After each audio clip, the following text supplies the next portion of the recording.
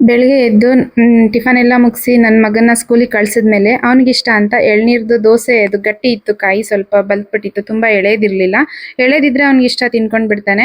ಇನ್ನ ಗಟ್ಟಿ ಇದ್ರೆ ತಿನ್ನಕ್ಕಾಗಲ್ಲ ಅಲ್ವಾ, ಮಕ್ಳಿಗೆ ಇಷ್ಟ ಆಗಲ್ಲ ಅಂದ್ಬಿಟ್ಟು ಅದರಲ್ಲಿ ಸಮ್ಮರ್ ಅಲ್ವಾ ಹೆಂಗೂ ಇಷ್ಟ ಆಗುತ್ತೆ ಅಂದ್ಬಿಟ್ಟು ಅವ್ನಿಗೆ ಐಸ್ ಕ್ರೀಮ್ ಮಾಡಿಡ್ತಾ ಇದ್ದೀನಿ. ಅದಕ್ಕೆ 2 ಅವರ್ ನೆನೆಸಿದಂತ ಗೋಡಂಬಿ, ಖರ್ಜೂರ ಮತ್ತೆ ಒಂದು ಬಾಳೆಹಣ್ಣು ಹಾಕೊಂತಾ ಇದ್ದೀನಿ. ಇಲ್ಲಿ ನೀವು ಪಚ್ಚ ಬಾಳೆಹಣ್ಣಾದ್ರೂ ಹಾಕೊಬಹುದು.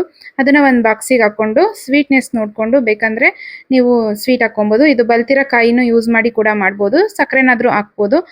ನಾನಿಲ್ಲಿ ಬೆಲ್ಲದ ಪುಡಿ ಹಾಕೊಂಡಿದ್ದೀನಿ. ಸ್ವಲ್ಪ ಎಳ್ನೀರ್ ದೋಸೆನ ಕಟ್ ಮಾಡಿ ಮೇಲ್ಗಡೆ ಉದುರಿಸಿ ಮಿಕ್ಸ್ ಮಾಡಿ ಇದನ್ನ 8 ಅವರ್ ಫ್ರೀಸ್ ಮಾಡ್ಕೊಂಡ್ರೆ ಐಸ್ ಕ್ರೀಮ್ ರೆಡಿ ಆಗಿಬಿಡುತ್ತೆ. ಈಸಿಯಾಗಿ ಹೋಮ್ ಮೇಡು. ಮನೇಲೇನೆ ಬೆಣ್ಣೆ ಕೂಡ ಮಾಡಿ ಇಟ್ಕೊಂಡಿದ್ದೆ.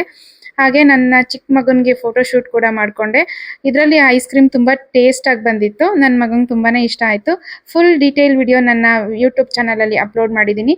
ಇಂಟ್ರೆಸ್ಟ್ ಇದ್ರೆ ಒಮ್ಮೆ ಚೆಕ್ ಮಾಡಿ. Thank you for watching.